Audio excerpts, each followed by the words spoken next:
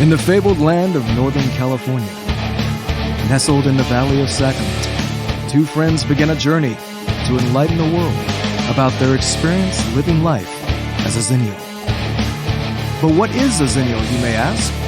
If you wish to know, then follow them on their adventures. Welcome to the Xennial Chronicles. This is James. This is Mike. And wow, we're doing another episode. A week. We didn't miss a week again this time. I know. We actually are getting one out. It's kind of funny. Even though your weekend is suddenly becoming full, so we're actually having to do rescheduling stuff and letting people in on the inside behind the scenes stuff of the podcast. Mike can't do weekends anymore for us to record this and have our conversations because he's busy with a new job on the weekends. Well, with an old job that he had previous that he's back at because the world is starting to slowly but surely open up again. That's really what it's come down to. I could do a short update on things that have happened in my neck of the woods if you want, because this kind of works in with it, doesn't it? Okay. Okay. You can do a little bit of an update. Help guide me. Help keep me on the rails, okay? Because I will go off the rails one point or another. I'm sure. I'm used to this, so go ahead.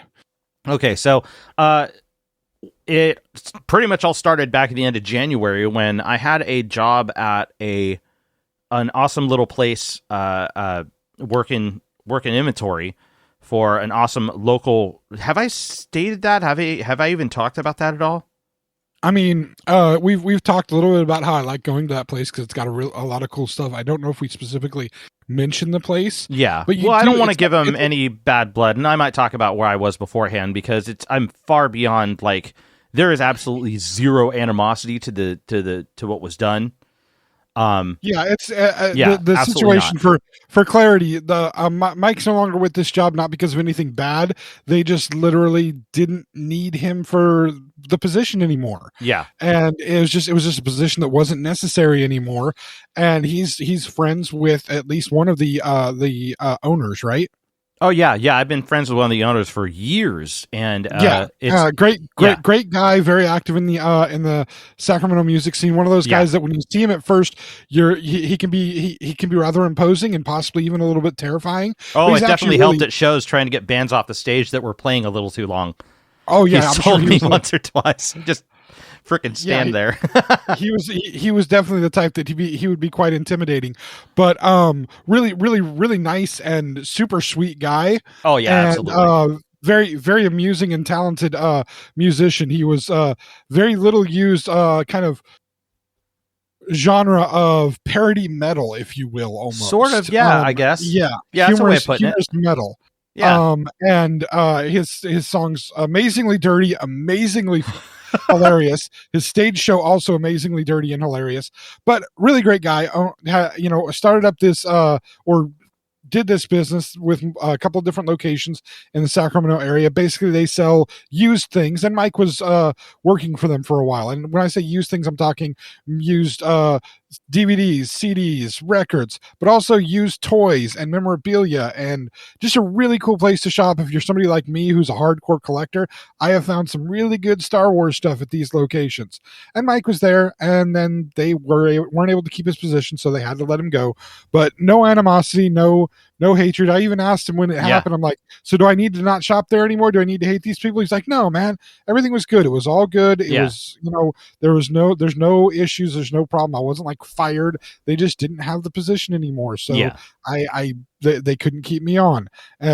We're all good with it, which, by the way, I believe you made a comment last week about how when I was doing my little car buying adventure, and I do have some updates for people about some of the car stuff later after you're done with your personal updates, and about how when some of the numbers came back not the same and they didn't have the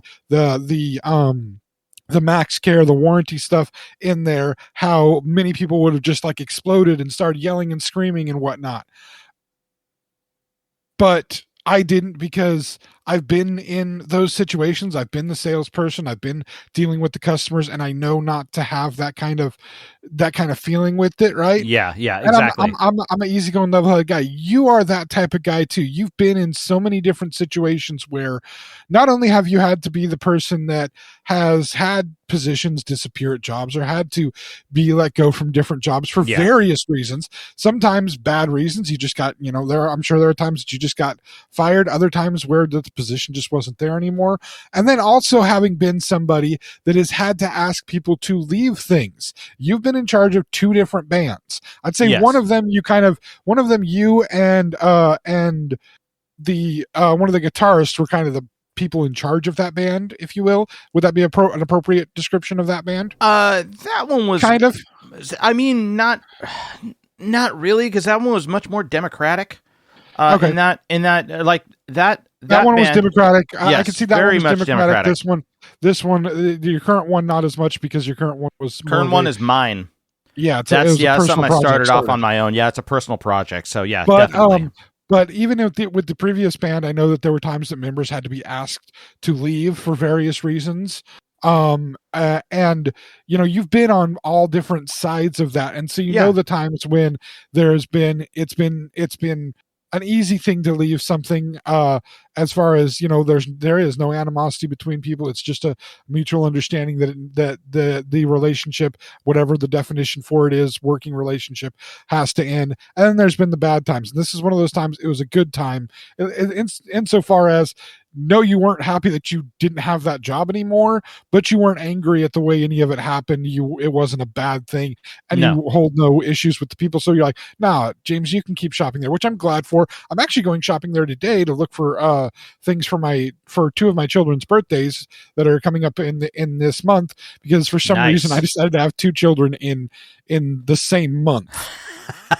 less than a year apart, mind you, as well. So I know it makes March interesting. March is a funny month for birthdays, isn't it, Mike? Yes, it is. Anyway, I don't know what you're talking about. I guess birthdays are a great idea for March, huh? They seem to be. I think it's just aftermath, man. I don't think people plan the birthday as much as they planned what happens before. I guess that's why there's a whole lot of people born like September. Yep, New Year's exactly. Eve, maybe. Anyway, so yeah, you left this job. Sorry, you left this job. See, I took us off the rails this time. But it's all good, man. Yes, I did leave the job. So I was basically, I was actually let go, and James pretty much explained what happened, and all of this stuff happened like right after, like that same weekend. I got bombarded with work offers without even expecting them. Like, the middle of the reopening actually ended up getting a lot more going. So now I have 2 jobs that I'm working plus other stuff. Basically, the first one I have now is I'm basically self-employed, and I'm picking up side work as it comes to me. So now people are getting back into, because reopening is happening, people are getting back into playing music again and working with their stuff. And now it's a little bit less of a nerve-wracking environment on in regard to the whole, I don't know, we can say going to people's houses and stuff. Like, that's a lot less of a crazy thing than it felt like it was for the last couple of years. And I'll be honest, like, I had quite the time trying to wrap my head around doing that. I was getting offers to do like live sound and stuff last year in 2021, and I just wasn't comfortable with it because of how potentially dangerous it could have been, with obviously everything that was going on. I'm not going to sit here and I'm not knocking anybody for going and doing any of those things. Like, people had different stages of tolerance for it, And here's what it comes down to. The simple fact is, a year ago, and we got to think about 2 years ago, almost exactly to the day that we're recording this, is when everything shut down. When at least here in the United States. Oh yeah, it was March 11th that everything shut down in the United States. Oh my goodness! As a result of the COVID surge. Yeah, I know. Today's the 12th, isn't it? Yeah. Today when we're recording this is the 12th. This will come out on the 14th. It was the 11th when everything basically shut down. And I've been thinking heavily about it because I've basically had my kids home from school for the last 2 years, and with it was very much a shock for us 2 years ago, Yeah. because we were in the process of prepping for doing birthday parties for our kids at their schools, and normally we show up with all the stuff, with the the cupcakes and all the treats and all the things, and we carve some time out of their day with the approval of the teachers and the staff and all of that. We carve time out of their day for us to show up with all this stuff, because it's really hard sometimes to get all the different kids together for birthday parties outside of school setting, because everybody's got schedules, everybody's got things going on. So we take the party to the school. That's kind of what we've done. We have our own household family party, but for the kids and their friends, we take it to the school. Yeah. And we were prepping for the 2 parties that we had to do in March for 2 of the kids, and I mean, literally, we had already bought most of the stuff for one of the parties. And oh man, suddenly all this happens, and the schools are like, nope, we're sending kids home, we're doing this, we're doing that, we're transitioning into this other type of education program. We were just like, what the what now? yeah, exactly. And it was this whole thing, and now we've hit the 2-year anniversary of all of that happening, and we're seeing restrictions being lifted. The numbers are steadily going down. Enough people have been vaccinated that we're starting to get the things to kind of level out with everything. Again, not everybody has yet, but we're starting to finally see the level out after these 2 years. I mean, exactly 2 years of us living in this weirdness. And a year ago, we were still smack dab in the middle of the weirdness, and the numbers were still on the rise. The things were still not set in the way that they are nowadays, or right exactly. now, this year. And so there was still trepidation. My kids were still home all of last year, and it's to the point, like you say, it's becoming so much more has happened within a year from a year ago.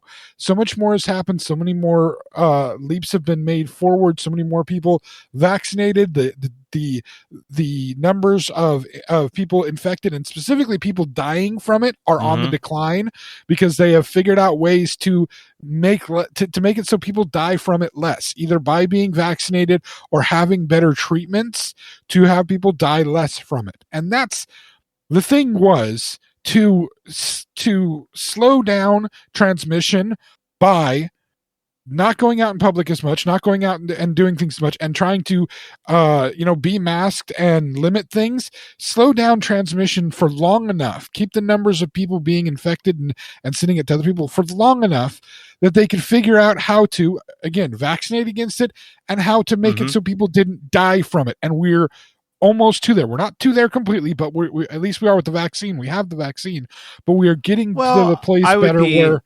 Yeah, I personally, if I may interject here, I tend to take a cautious optimism to what's going on. Okay, it's not everything's over. It's not. It is not. It's improving, and that's to just acknowledge that it is improving. Yes. And to be real in the middle of all this, it has gotten to a point where I have started to get cautiously more comfortable with doing things like going to shows and doing mixing, that's what I do. I'm the tech here. I'm doing the tech work on the podcast while James essentially does the talking. That's pretty much what's been going on. That's why you don't hear me the way I said it was better. I do the talk, you do the clicky clicky. Yes. We said that before we started. And before this one, I was going through a bunch of tech stuff to try to get this thing dialed in for me to make things easier in post-production and all that. But I'm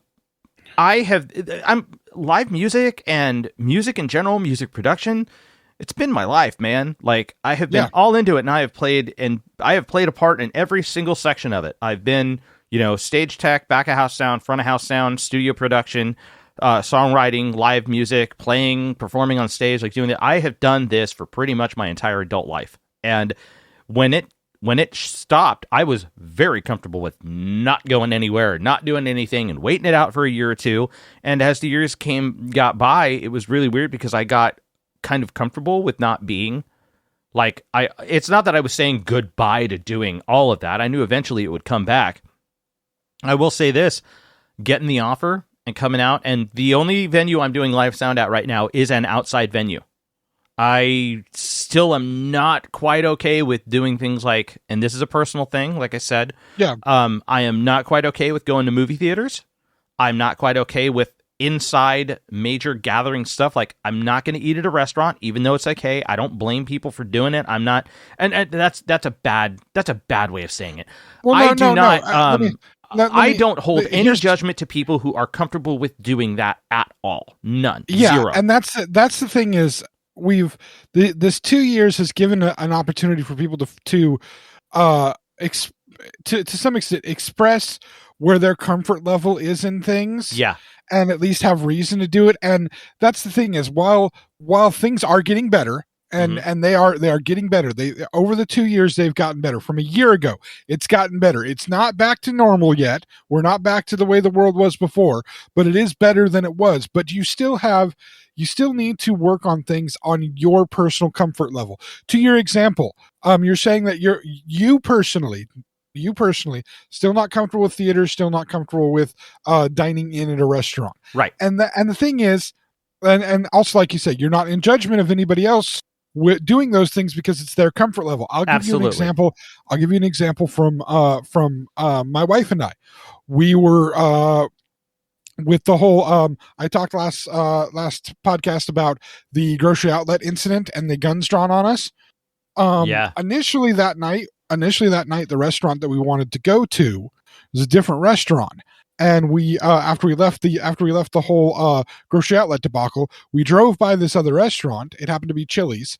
The wife had something specific she wanted at Chili's. I was just looking forward to the chips and the salsa because that's literally the only thing I really like at Chili's. I'll eat other stuff, but I love their chips and salsa. They're just really good.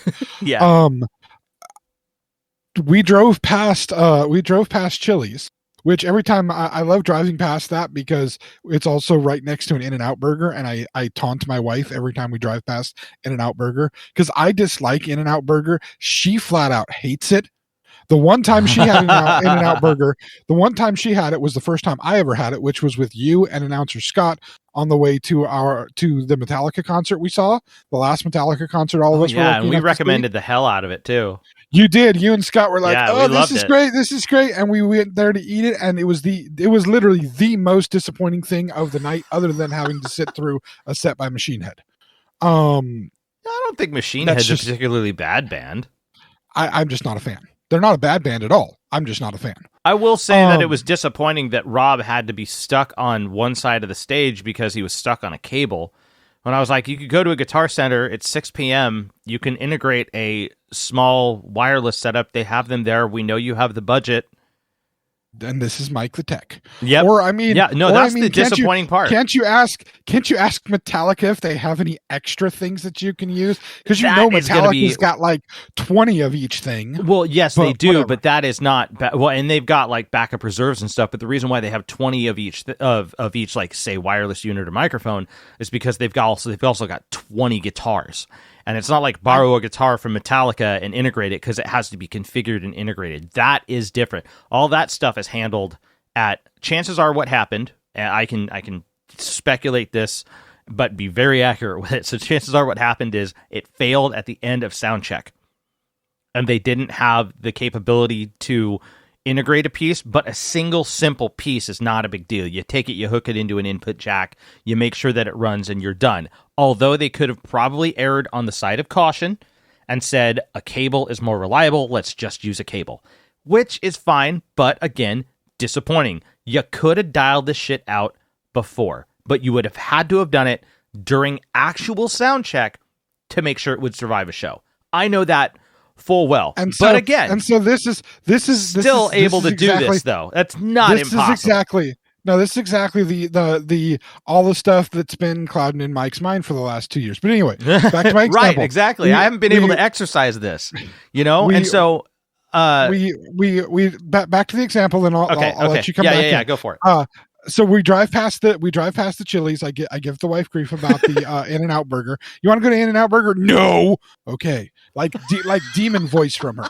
But we drive past Chili's, and again, we're still trying to find our level of comfort.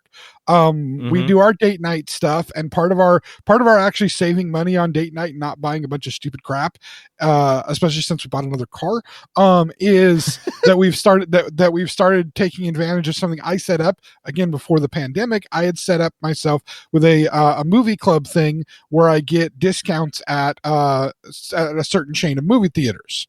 I get one free ticket a month and discounts on snacks and other ticket purchases and whatnot.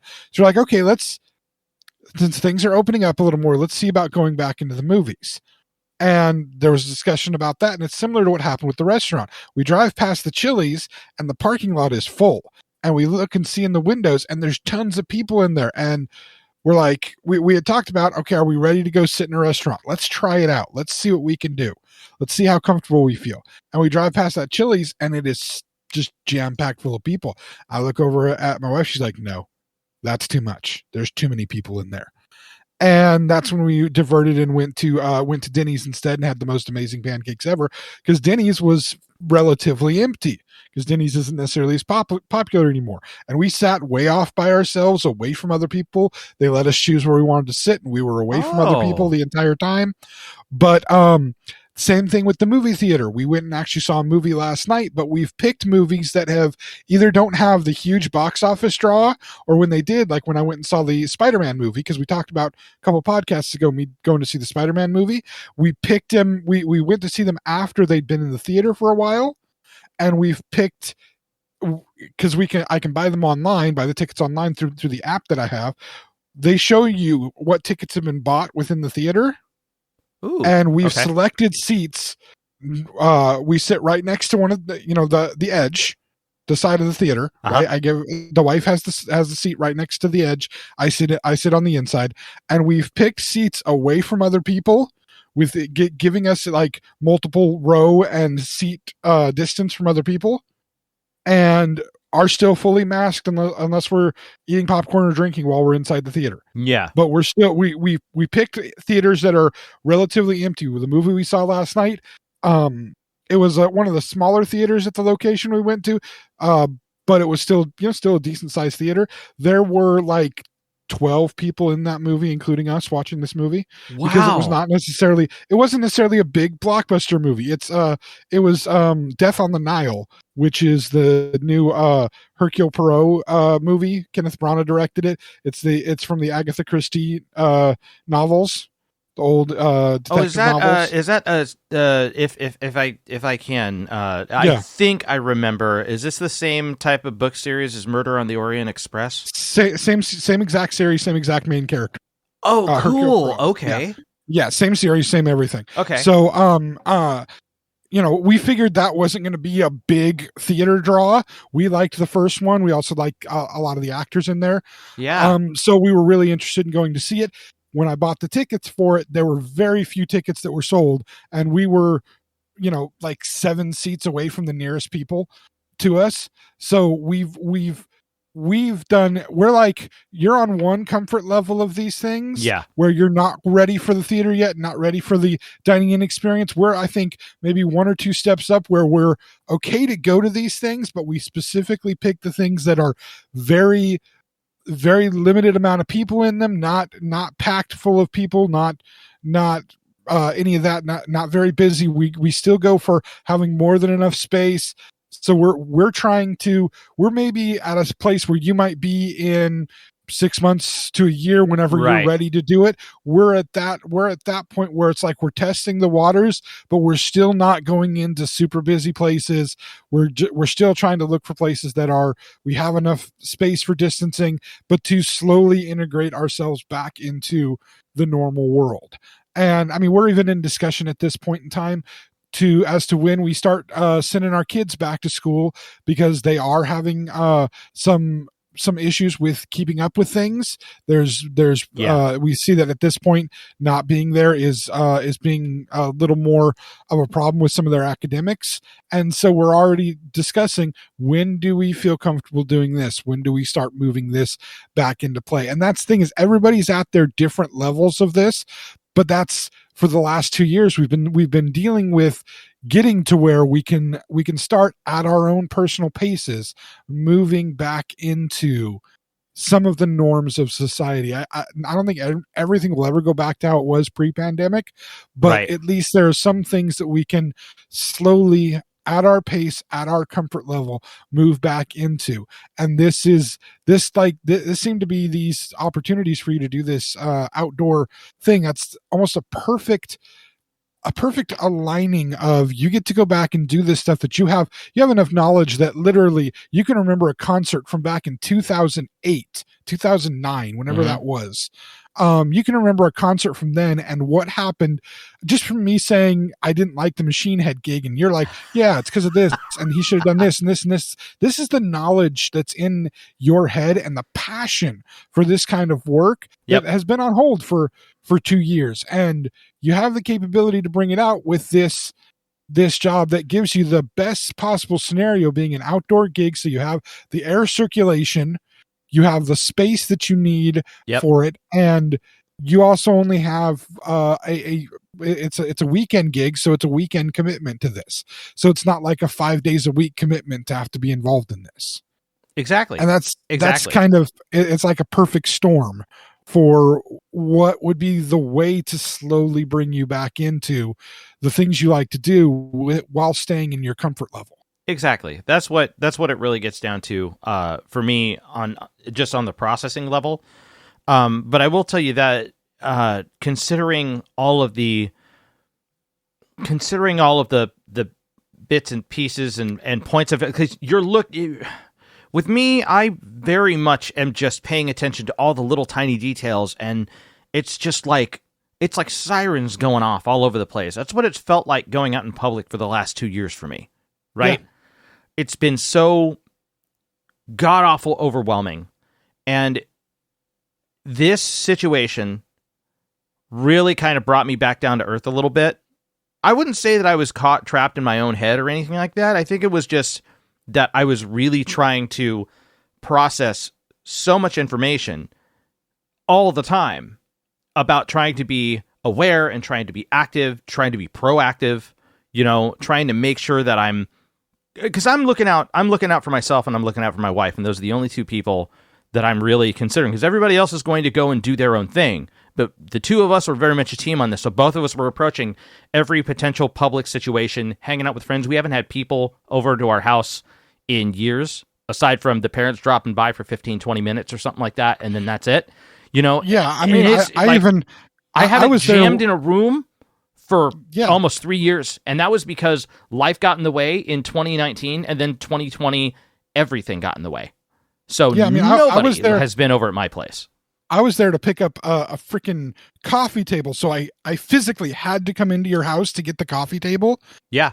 And even within that, I stood at least 8 feet away from your wife. And you were in somewhat close proximity to me, but you would have been anyway because of moving the coffee table, because the coffee table is only like a 3-foot coffee table. So you're going to have to be 3 feet away from me, helping me move the coffee table. Oh, right. Exactly. Thing.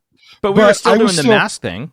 Yeah, you were in a mask. I was in a mask, and I was in there for maybe 10, 15 minutes at most, talking to the two of you, watching a weird talking dog. And that, we just had a few moments, but that's the only, other than talking to you outside of your house, which I've done a few times since all of this has happened. That's the first time I've been inside your house since all of this went down, since we stopped. And I was over there at least once a week. I had a coffee cup that was there. Is it still there, or did I take it back? I think my coffee cup is still there. I don't remember. I'm going to have to actually check my cabinets. I had a coffee cup that was there. I had like collectibles and crap that was there. I have a chair. Is my chair still there? Did you get rid of my chair? Yes. No, I believe the chair is in... I believe the chair is in the garage. Should be in the garage. Yeah. That was my chair. And I was there all the time. And yeah, no more being there. And so, yeah, it's a weird world. But you got this gig, but you have another gig that you're doing as well, right? Another kind of side project that you're doing, side work that you're doing, right? Well, yeah, I do have another side gig stuff that I'm doing during the week, and that's actually kind of cool. Getting back real quick before we get to the side gig, because that is a whole new experience for me. But getting back to this, I will tell you, after all the processing and everything that I was dealing with, it was really nice to just show up. I think I've only done 2 gigs, I think, there. And one of them was just kind of hanging out and watching everything and retesting the waters and figuring out everything, because having to relearn to do that for the first time in 2 years does take some time.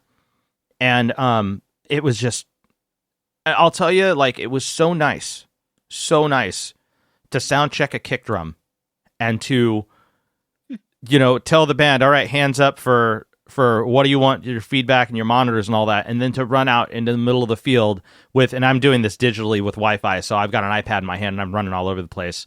This is where I got like the majority of my exercise, running around a venue that is outside, checking sound, moving from place to place to place, walking, running sometimes, running back to the board, making sure that that was an invigorating experience.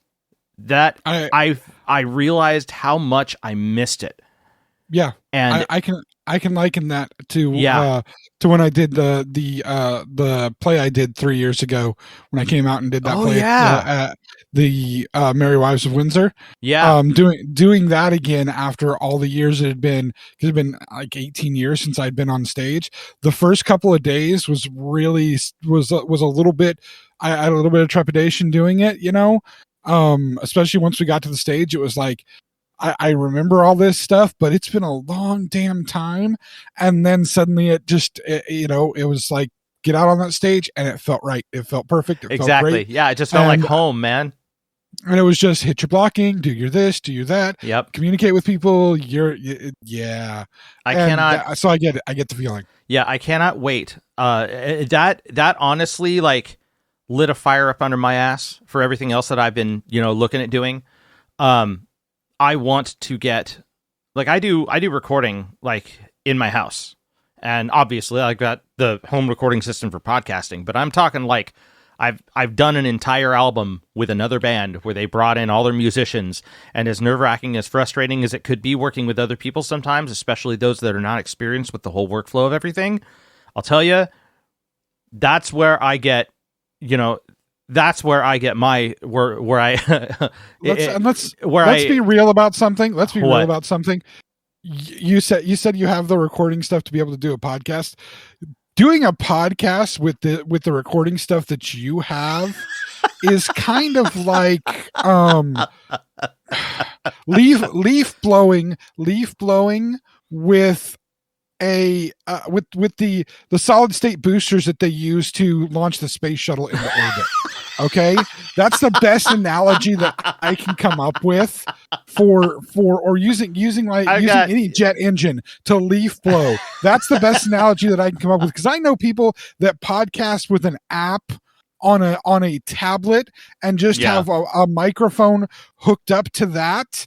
The soundboard and the stuff that he uses, all the things that he has, I'm probably even using the wrong words to describe it, but all the stuff that he has just to record the podcast, he can do things that most podcast people never even think of, because he has a full recording setup to do a whole band. He's done all the things. Three of his own albums for his own bands that he's been in. Plus, like he says, stuff for other bands. Plus, a lead singer from another band from multiple other bands that he played with and that he was friends with called him up one day and was like, "Hey, I have some stuff I want to do. Let's do it," and put together a couple of songs for that. At least one that got fully recorded.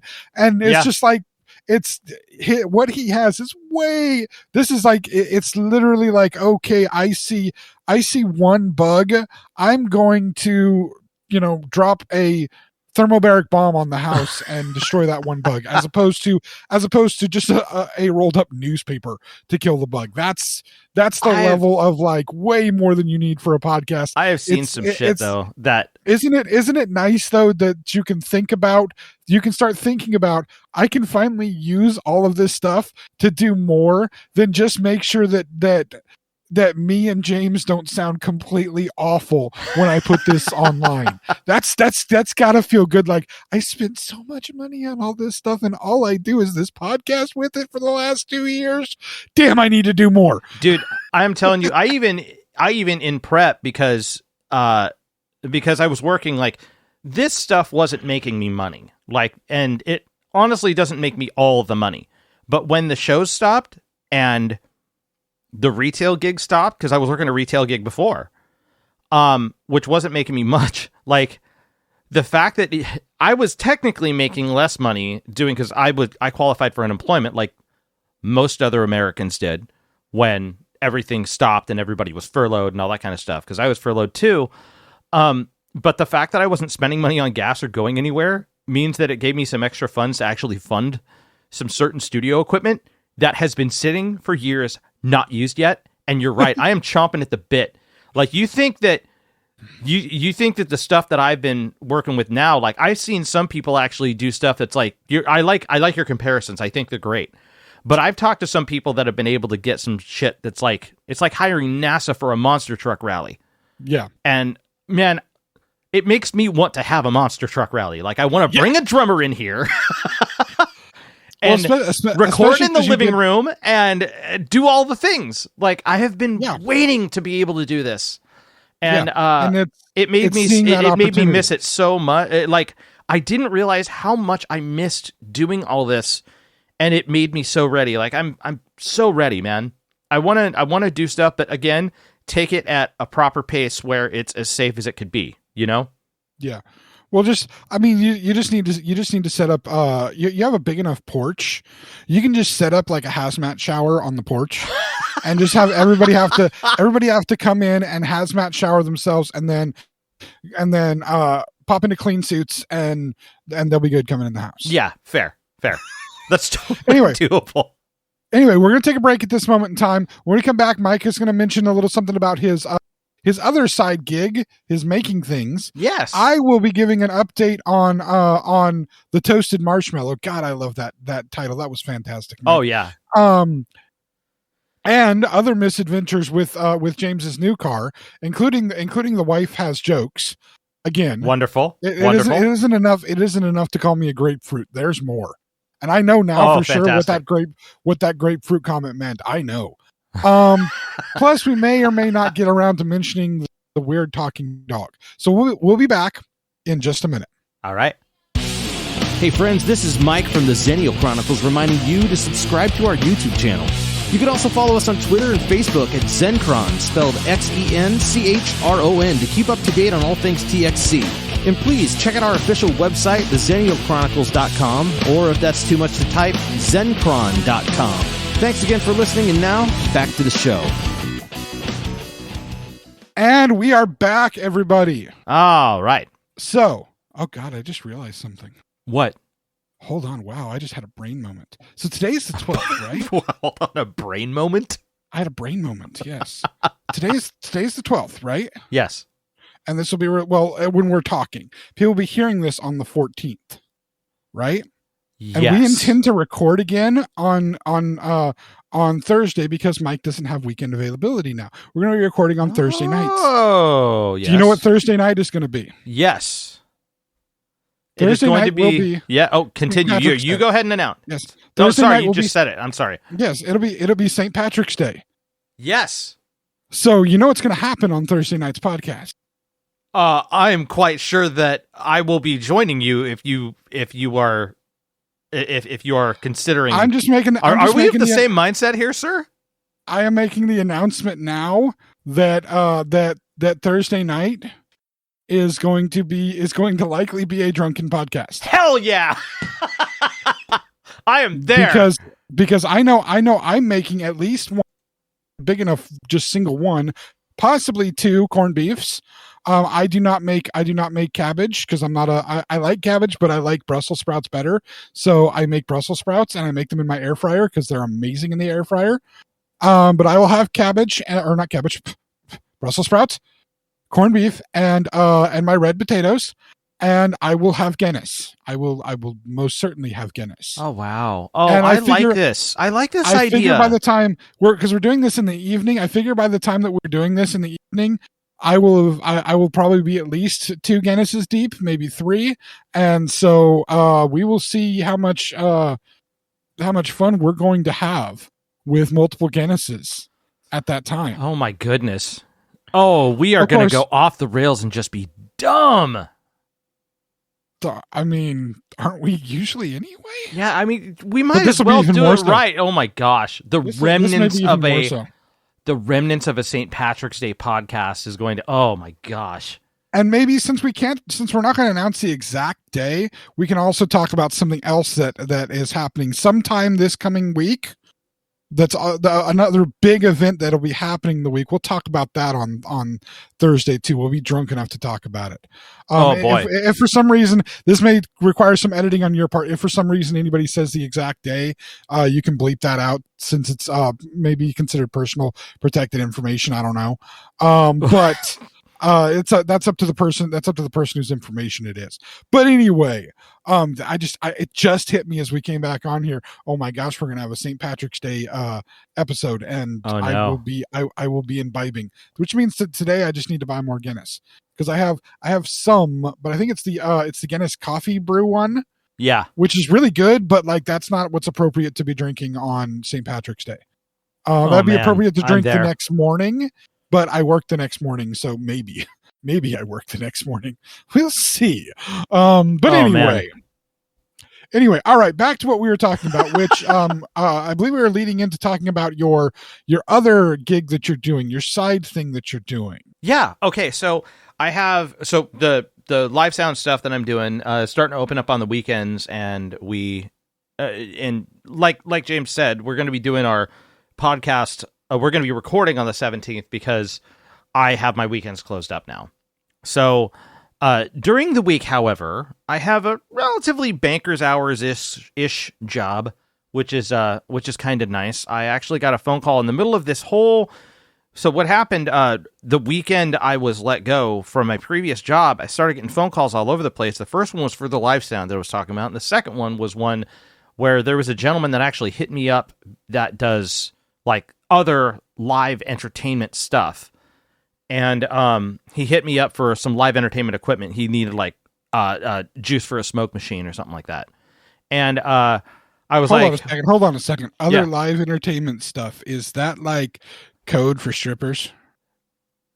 I mean, no. Oh, okay. Unless it would be the most insane stripper show you'd ever seen, because I'll just mention he does pyro. Like he does That's a lights and stripper show. pyro. That's Could a you stripper imagine show a I would stripper watch. Yeah, right. I That would is a go. stripper show I would watch. Right? That's a stripper show my wife would be okay with me watching because she would watch it too. Yeah, right. Dude, come on, strippers and Totally. explosions. Gosh, that Yes. has Robert Rodriguez written all over it. Yes. Strippers and fire. Yes. Even though he didn't put any of that into the man or the book of Boba Fett, but whatever. I guess he has Star to Wa- stick. I guess the Disney gods had to strike down on his creative freedom or whatever. Seriously, Gosh. Disney, relax a little bit. Let Robert Rodriguez have strippers and fire in his Star Wars stuff. Anyway, Could you imagine moving his on. I'm character gonna get- design, like, gun legs and shit, ended up being in Star Wars? Well, I mean- that would be I mean, amazing. He did bring in Jennifer Beals to be a Twi'lek, so that was kind of nice. What's it? Because Twi'leks are hot. Wait, they're what's the- it? they're the- Okay, you they're gotta the you aliens- gotta educate me on the Twi'leks real quick. Just let me know which one it is. They're the aliens with the head tails. Oh, cool. Yeah, Okay. and the chick versions of them are like super hot. Oh, all right, In all right. general, they're super hot. They typically show a lot of boob, which means that if they have mammary glands, then they are placental mammals. So that's all you need to know.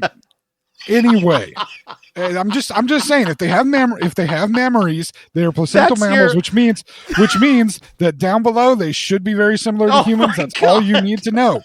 That's all you need to know to make it good. Considering that, you know what, man, there. Considering the fact that in canon in the Rebels TV series, a human does have a wife that is a Twi'lek, and they do have a child. So that means, that works. yeah, that works. Yeah, the interspecies capabilities are there. It works. Yeah. So I'm not knocking anybody for it, man. I'm not knocking anybody for the preference. It's completely cool. Yeah, the DNA is compatible, and so are the parts, apparently, and that's all that I care about. I just didn't. Anyway. I was going to say, I didn't expect the conversation to go this direction. Anyway, so you have this person that wanted some stuff for their live show set up. So what else? What other calls did you get? Well, those were the two main calls. Aside from other stuff, for in-house, I was talking about it earlier. Like the other stuff was like in-house phone calls. For hey, help me with my recording rig. So how did this lead to the side gig?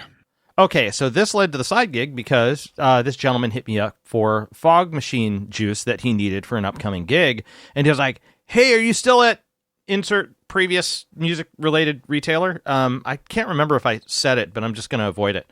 And I was like, "No, haven't been there for like a year, but I also don't do anything right now. So what's going on?" He's like, "Oh, well, I run a sign shop. You need work?" And I was like, yes, I do. I'm booked on the weekends for sound, but I can do work during the week. And he's like, sweet, come on down. So I'm basically, long story short, I started apprenticing, sort of assisting, not quite. It's part apprenticeship, part assisting, because I'm learning graphic design and I'm learning how to create signs from like legit hardware. And, I'm learning things like, I think next week I'm going to start, this guy's got everything that you could think of for signage building, which is, really big when it comes down to certain types of businesses like musicians who need, and this guy does everything. He does t-shirt printing. He does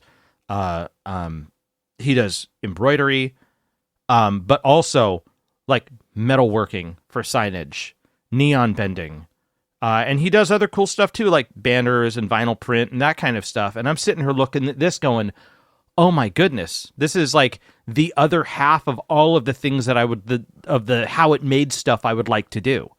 Yeah. So the last week. So hold on a second. Yeah. Oh, actually, go ahead with your story, then I will bring in my pieces. Okay. So like the last week we finished up doing an entire sign that was cut out of plate steel and aluminum and like little iron like bars and stuff that I had to cut iron bars. I had to create hinges and punch holes for rivets, and we used a plasma cutter on a huge sheet of plate steel and created an ovular sign with custom cut lettering. It's all computer controlled too. Like you send an image file to this thing and it cuts it straight out of the sheet of metal using lasers and stuff. And I'm like, this is the most fascinating shit, like way outside of my realm of knowledge. But I'm just like, this is the coolest thing ever. But this guy's doing like one thing he did because his shop is so tiny. It's like the shop is about the size of like a 1-car garage. Okay. Like, okay, but like a deep one, like, it's a metalworking shop essentially, but this guy is able to fit, I would say 1.5 to maybe 2 cars big total. But the door itself, like the lift door is, a 1-car garage size lift door, but this guy's he's got a welding table. He bends neon glass. He does a lot of stuff, which is just really freaking cool. But he's fitting things like a paint booth and I don't know what kind of table that's for. He's figured out how to make the best use of all the available space while still giving him the ability to fabricate everything he needs to fabricate. Oh yeah, and a lot of it is, and he used to have a space that was at least twice the size of this, but due to the pandemic and the inability for business to come in, he had to move to this smaller space. So I help him, move things out and move things back in, and it's really cool. It's really cool. Like, I was just thinking of some of the for your previous band Prilosis, the logo for that. Didn't you have like a metal version of that logo? Like we a giant metal version of it? I don't know where it went. That's something that could totally have been made in this place. And the 100%. The thing about it is now you're learning the skills to be able to have made something like that. I know you guys had light boxes at one point that you'd step up on. Yeah. Those would be easy things to fabricate. Yep. But just thinking all of the things that, especially that, well, and even your current band has a very, very specific identifiable logo, and having those, you can the ability to fabricate those things and learn how to do that harkens me back to one of the coolest things I ever saw one of my friends get as like a teenager as a present. Is somebody had got him a metal worked logo for what was his favorite band at the time, and it was a piece of steel that the logo had been attached to, and the band was 9 Inch Nails, and it was a logo that was designed. Cool. It was a logo that was designed with actual 9-inch long nails that were attached to this piece of sheet metal. And there were, they were designed to do the NIN, the NIN logo with these actual 9-inch long nails attached to this steel. It was an amazing. Cool. Oh yeah, it was the coolest damn thing in the world, because I mean that's about as close as you're going to get to a physical representation of the band and music. It was a really neat thing. And that's what I'm thinking of with this knowledge of fabrication, this ability that you could create these things. I'm just thinking like you can make actual real like Metallica Ninja Stars. And that would just be awesome. I would throw those at people and get in trouble for doing it, but I don't care. I'd be like, I am a Metallica ninja, but just saying. That's just very cool to be able to learn to fabricate those things. Yeah. And also use your creative side in a different way than what you're used to. Yes. Which is nice. Yeah, exactly. I've just like, it's just learning those crafts is like, and this is way the hell out of my wheelhouse, but the type of stuff I'm learning, like, oh, here's one. I have, or had, I would say had, the worst soldering hand in the world because I never knew how to solder electronics. And I even took a course in college that supposedly taught me how to do this. And it was I remember that the class was so haphazard, and I learned a couple of things that were kind of cool, but that stuck with me, like certain properties of how to work with electronics and soldering and all that. But the problem is I never learned how to solder to repair my own electronics, which is, when it comes down to audio engineering, is tantamount for survival in the business. Because if you can buy a simple part and then board solder it, you don't have to spend hundreds of thousands of dollars worth of equipment to buy another grip of XYZ part. And that's part of the whole audio engineering thing, is you learn how to fix your shit. But this, so one of the things I did was this giant sign, this sheet metal sign.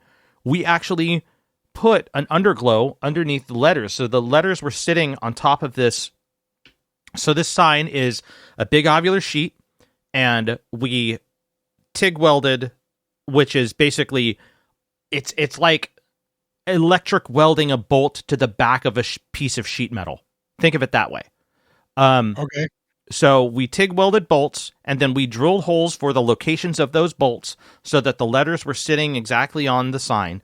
And then we had to drill a couple of extra holes and ran wiring and ran LED light strips down the lettering so that when you looked at the lettering in low light, it had like an underglow, like you've seen car underglow, like, on that kind of stuff. Like, but yeah. So they had that going with LEDs. I put the LEDs in, I wired them, and I soldered the lines together so that they fit. And I lined I basically wired everything together and soldered the lines together, crimped them, and I learned how to solder and soldered them to a transformer, and then we soldered them to an electrical 120 volt line so that it worked as a custom piece and did everything that it was supposed to. And I was just like that. And it was just because we had to do it for the job. But that just taught me from this one little job, like something I'm going to be able to do for the rest of my life now, that I can do electrical repair. And I haven't been able to do it I've been trying to learn how to do this stuff right for practically my entire life. I never actually learned how to do it. And being able to sit there and do it over and over and learn the craft of it was so satisfying to me. Plus, now you know how to add sweet lights to everything. Dude, right? That's awesome on its own. And that's really cool. But now I can get into these pieces of equipment that I've had, like, because there's the thing, I'm working with video games and I'm working with electronic sound equipment all day long. If something farts out on me, I don't have to go buy a new piece. I literally can go, okay, let's get a resistor that costs 15 cents and just solder it onto the board, because I know how to do that now. And that makes all the difference in the world, especially with, like, your game controller goes out, or my microphone stops working properly and I need to put new wiring into it because something fried. Like, I can do that now. And it's that, I know this sounds so trivial to who knows. I don't know who's listening to this, and it may sound trivial, but it's just so, the self-sufficiency is so satisfying to me. To be completely honest with you, I thought you knew how to do all that already. So, like, I'm having a little bit of moment of, like, I thought you were the guy that I could take that stuff to, but apparently you're not. I wasn't. Now you are. So now I am. Yeah, it's good for me to know when I get my things that break. I'm bringing them to you now. You're gonna have to take care of them. Okay. Seriously. So that's kind of Mike's development and what happened to him especially over that kind of 2-week period where this is all that happened. Last podcast, we talked about what happened to me during that kind of 2-week period where we didn't have 1 week, we didn't have the podcast, but the 2 weeks that were kind of happening during that. This is kind of the stuff that happened to Mike during that same time frame, which is why we kind of, all of these new things happening. That's why we did take that 1 week break, was because there was just so much going on in both of our lives. Mike learning a whole bunch of stuff, my life going a bit crazy. And I actually have some updates on, can we move into that? Is that good? Sure. Are you yeah. good Yeah. Let's go there. I have some updates on some of the stuff that I talked about last podcast and some of the things that have happened. The first one I will update is again about the, as you titled it with the title of the episode, the toasted marshmallow. And that's in reference to my wife's van that she loves. Yes. We still do not have the van back. And there's a reason for that. This is the funniest damn thing in the whole world. Really? The one thing, it's only supposed to be a few days, right? Yes. The one thing that's holding this back from being completed, the one thing they haven't gotten yet, was the original item that we were already going to have worked on before all of the things went bad with the navigation system and all of that. And that's the seatbelt. They have not received the seatbelt. So they got all the other crazy shit down. Like, all of that is handled. You got the car running, but they can't get the damn seatbelt? They're waiting. The seatbelt has not arrived in their shipment yet. They haven't gotten the shipment of the new seatbelt piece yet. Okay, I have to ask this as I have to ask this as an in-joke here. Well, as a pretty understandable in-joke. The seatbelts aren't made in Russia, are they? It's Toyota, so I'm assuming not. It's a Toyota vehicle. I'm assuming that they're not made in Russia. Okay. But I mean that's it's not a bad joke. It's not bad, given the circumstances. And right. I'm good with the jokes. So we're still waiting for the van to get that part, and once that part's in, it should be the day, basically the day that arrives at the service center. They should be able to get it done, and we should be able to pick it up at that point. It's just waiting for that part to come in, which these things happen. Again, this is not something I'm going to call and raise a huge fit about, because these things do happen. I've been there where it's taken forever for a part to come in, and it just happens. There's nothing you can do about it sometimes. Yeah. It's not like you can just, and it's not a part. It's an older vehicle, so it's not just a part you're going to find at any auto parts place. It's something that you have to order away from. Yeah. Order away for, I should say. And you have to get per I'm sure the specifications on the warranty situation, you have to get original manufacturer parts. So you can't even get, like, even if there was something aftermarket, you can't get that. You have to get original manufacturer. And for something that's this much older, it may take a little while to find the storeroom, wherever that might be, that it's hidden in.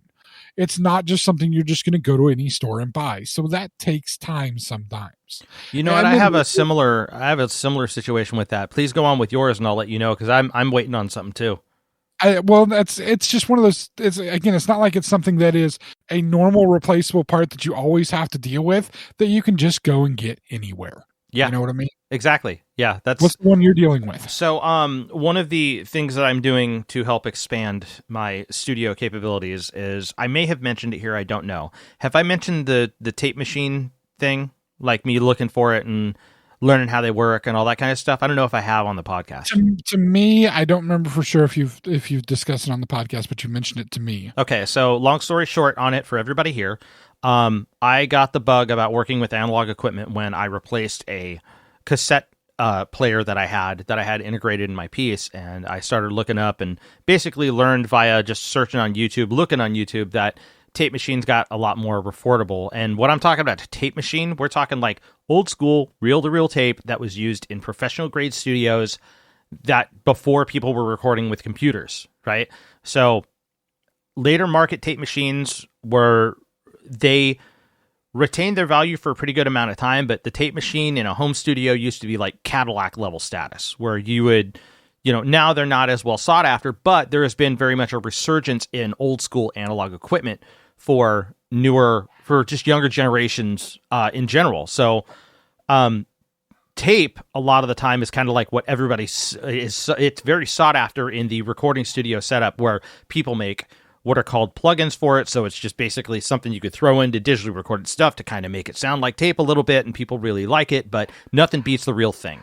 Long story short. So I invested in a tape machine, and I don't have this tape machine yet because the person who is an angel is refusing to bring it out until, and I basically have it reserved and I've got the money on hold, and this thing is practically mine. But it's on hold right now because this person is not satisfied with delivering it until it is in top pristine shape, which is crazy because this thing is like 30 years old and you can't get the parts for it anymore. So instead of, and it turns out that there was a small issue with one of the things. I was like, oh, I'm willing to deal with that. I know it comes with the territory. If you buy a tape machine now, they're all old. They all have to get torn open. All the parts need to be replaced in them, blah, blah, blah. And you have to kind of like work your way around to get them functional.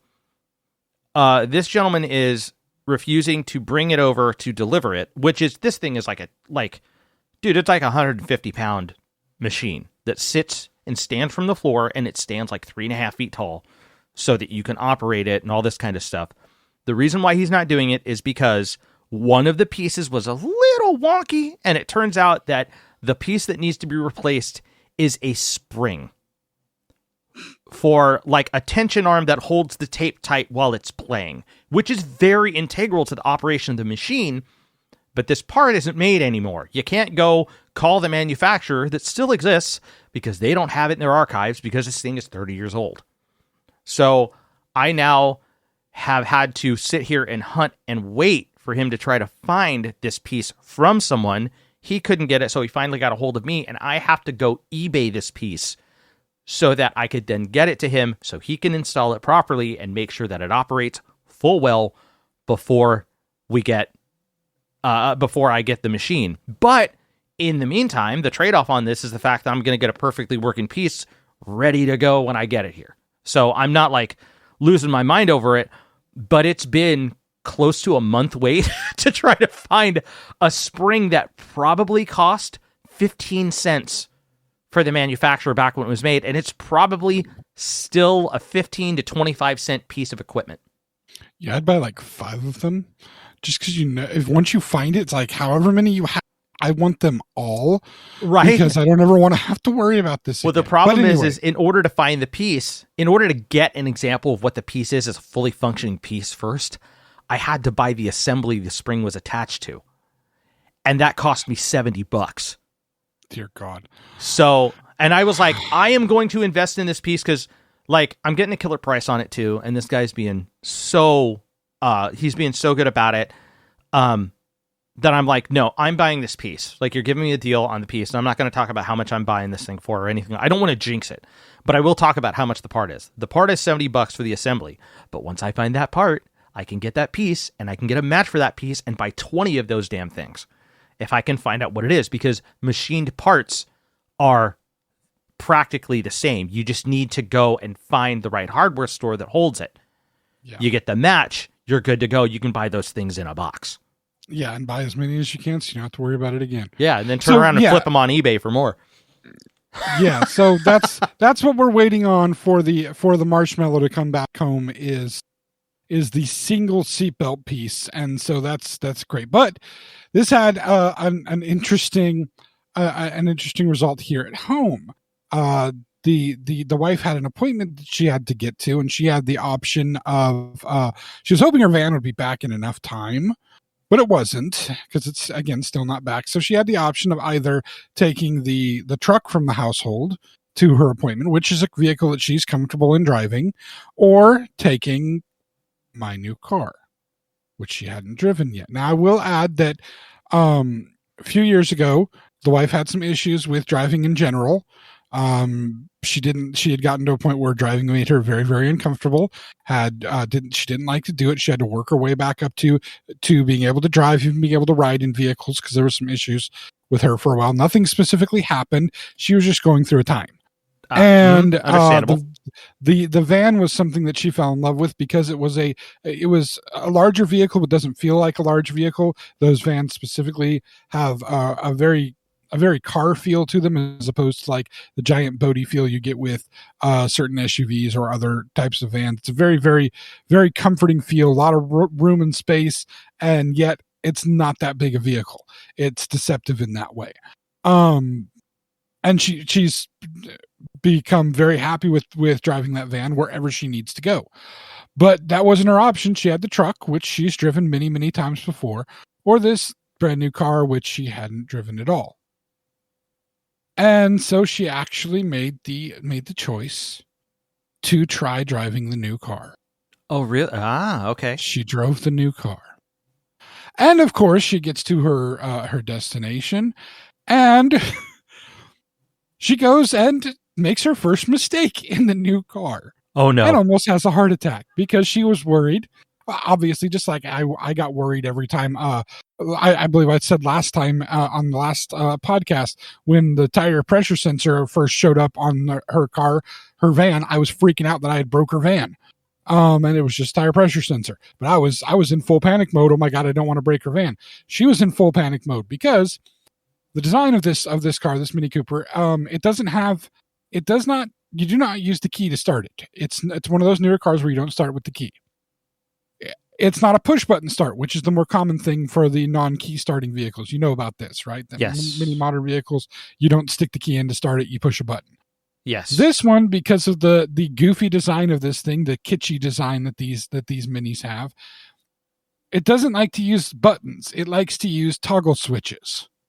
Because it wants to look, it has its own little personal design. If you're in a Mini, you're using toggle switches. Now, it doesn't use that for the environmental controls, like the air conditioning and whatnot, but all your lights, all your other things, that light ring that I showed you the picture of where it was purple in the picture, there's a toggle switch to change that basically to any color that you want, because it's an LED thing. And those lights, by the way, there's lights overhead, small LED lights overhead, and by your feet, by the door handles that match whatever color you flip the light thing to. And I think there's 12 colors you can flip to. Depending on the music, like if it's certain music, I'll flip it over to red because it's a nice appropriate feel for the music. I like to keep it on purple because I love purple. But it's all little toggle switches. Yeah. So to start the vehicle, there's a toggle switch to start it. When you get in the vehicle, you as long as you got the fob with you, you step on the brake, you hit the toggle switch, it'll turn the car on.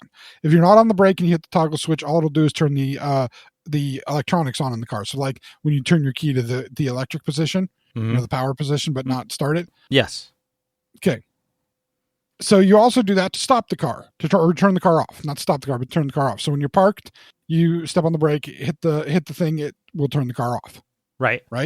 Yeah, and it'll keep the electronics on until you hit it a second time, not being on the brake, mind you. When you're not on the brake, you hit it a second time, it'll turn the electronics off. Or when you lock the door, it'll turn the electronics off. Okay. Right. So your stereo keeps going until you do one of those other things. So she pulls into a parking space where she was going. Pulls into the parking space. Goes to turn the vehicle off. What did she not do? she didn't put the car in park. Oh God. It's in drive, and she goes to turn the vehicle off because it's goofy anyway. Like I'm still reaching into my pocket to try to pull out a key, or when I stop, reaching up to the column to try to grab a key because I'm so used to doing that. I've only ever driven a car that's had that. This is the first car I've ever had that does not have a key for the ignition. Right. It's a little weird. So is it just so the way that those works is it you just always have the key in your pocket and it just knows from vicinity? Yeah. Oh, actually, there's even on the door handle, there's a button on the door handle that as long as you're in vicinity, if you push the button handle, doors. Fun little note. So it won't open if you're not near it.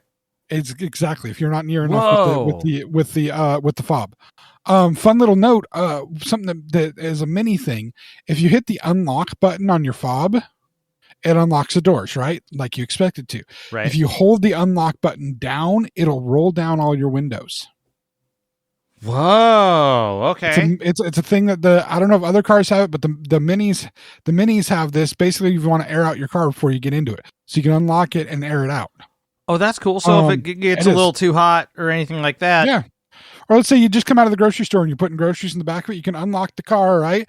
Push the button to open up the back doors because they'll pop open. Yeah. But then you can hold down the unlock button and roll all your windows down so that your car's airing out. Instead of having to hop in and put the power on and roll down the windows, you can just push that button. It rolls down all your windows, air the car out while you're putting groceries in the back. It's a really cool deal. Oh yeah. It's a really cool deal. So anyway, yeah, the car is still in drive and she flicks the switch to turn the car off. Oh no. Actually, this was really, really cool because this was something I worried about. I worried about what if I'm driving down the freeway and I'm never going to reach for the key and try to turn the key off in a car, because you've learned for years, you don't do that until you stop. You don't do that. Right.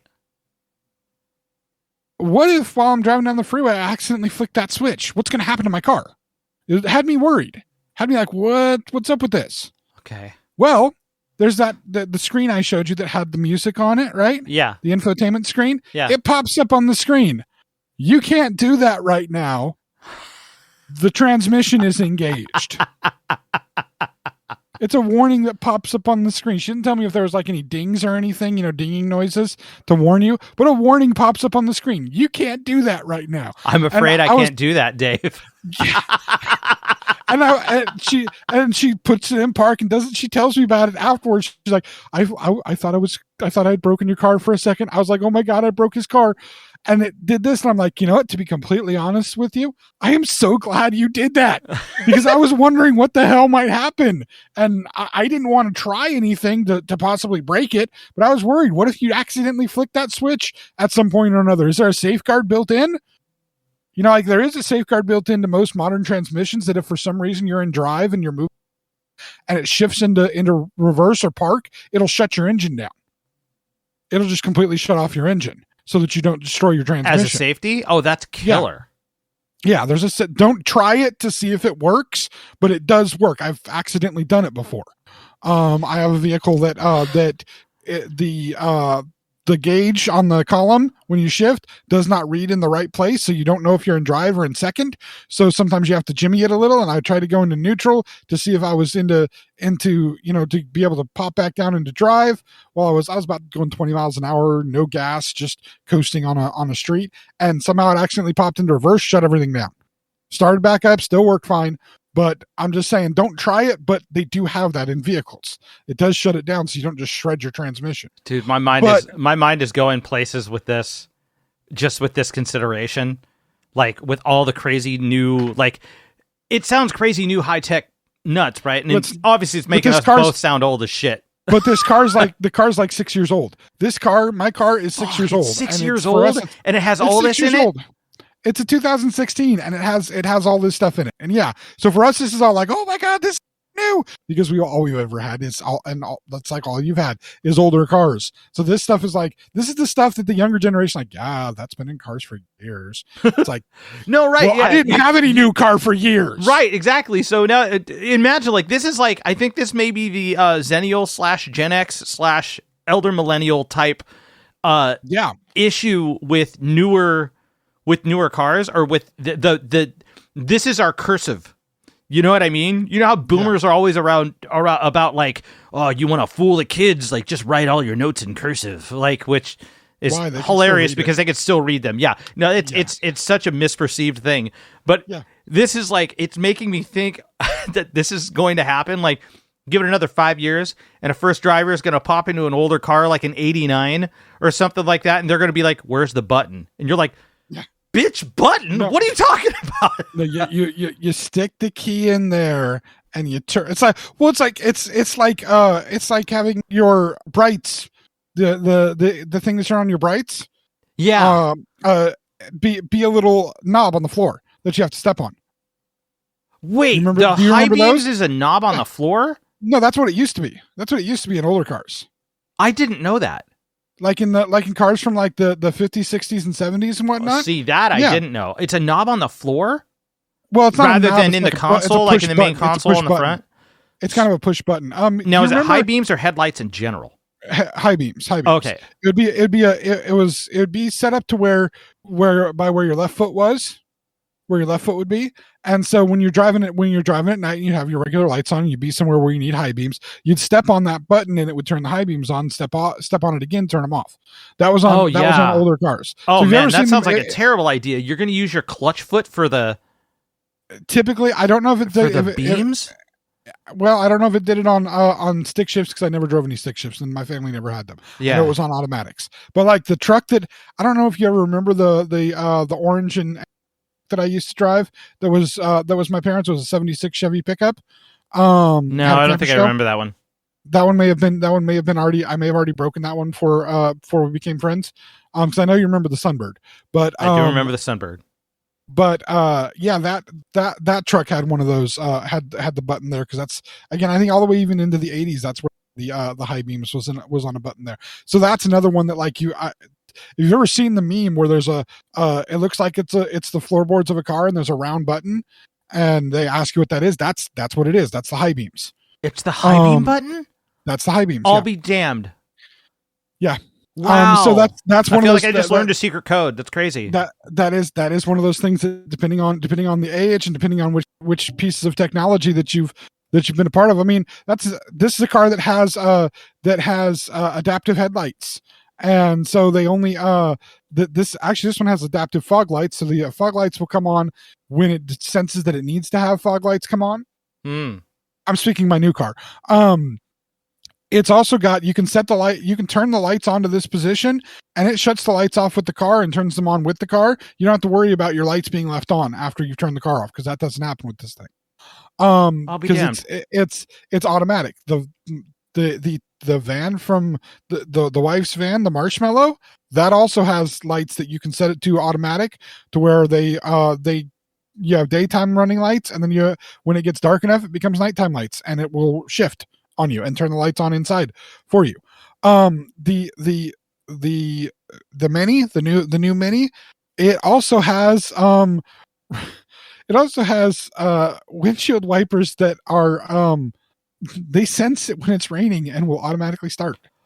Shut the fuck up. No way. That's a thing. That's a thing. That's a thing? That's a thing. Yeah, that's a thing. Windshield wipers that auto sense rain? Yes.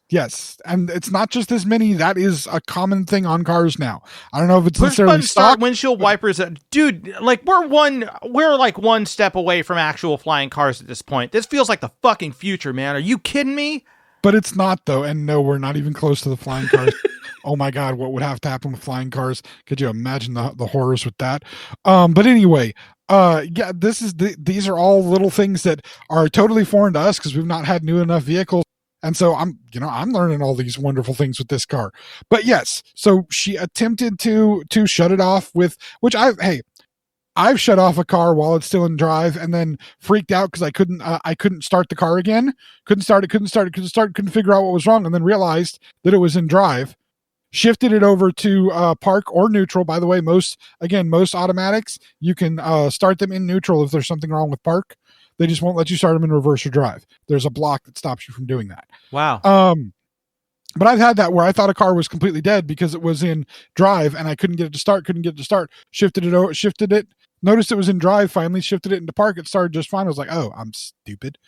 But that's, I've done it before, but that's what brand new car. She had never driven in it before. She was still freaking out about because again, her van is still a key start. She's still freaking out about the weird thing. And I'm glad she did it because it answered my question. By the way, there are certain cars where there's not a gear shift.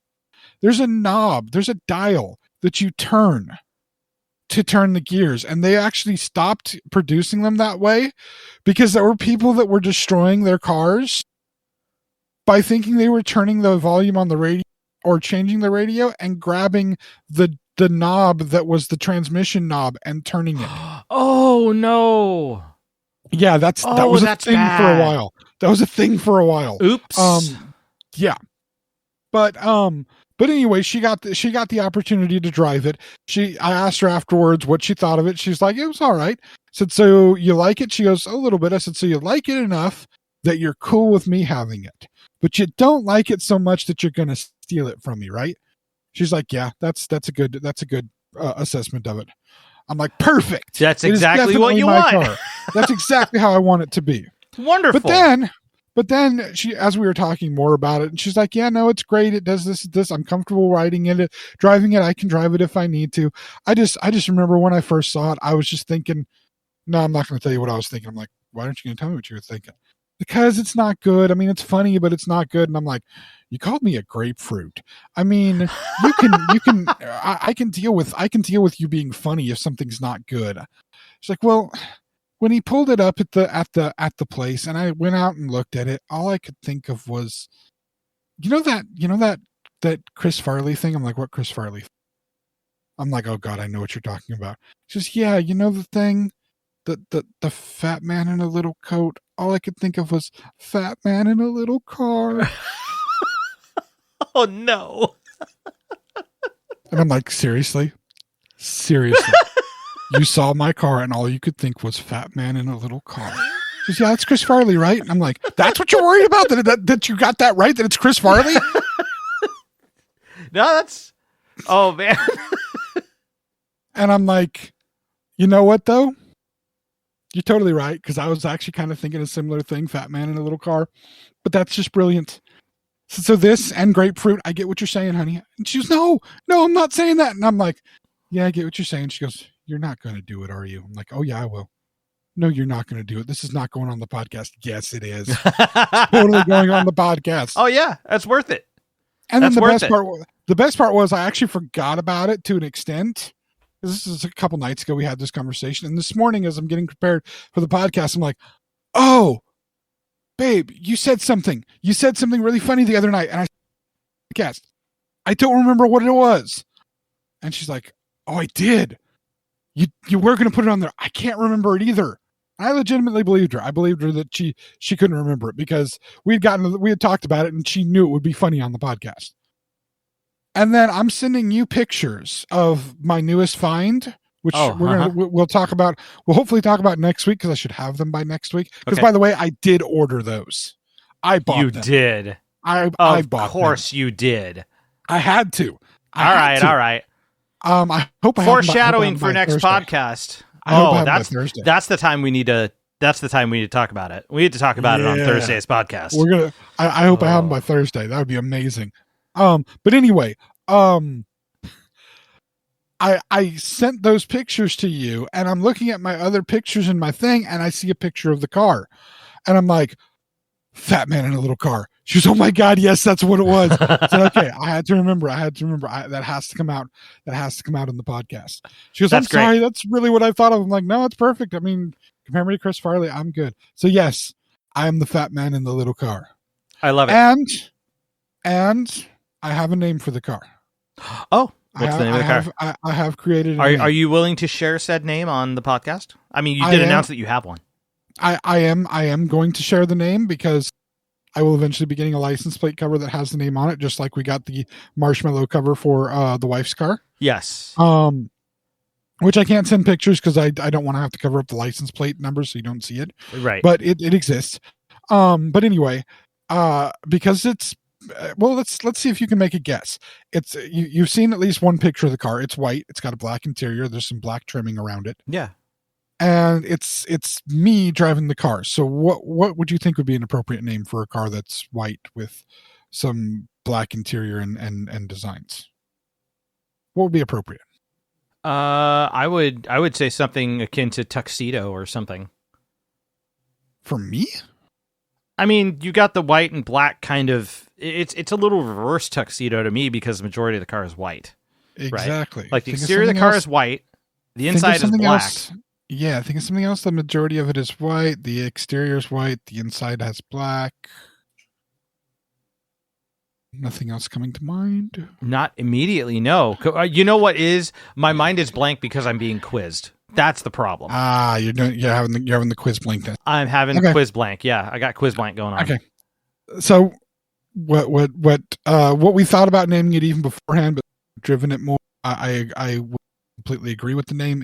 It is the name of the vehicle. It is being called Trooper. Oh my God. Why did you not think of Stormtrooper? I know. Why of all things did you? You know what sucks? Exactly. Do you know what sucks?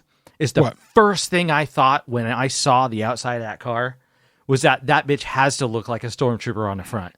Yeah, it does. It's got to. Because you didn't show me the front, you didn't show me the side.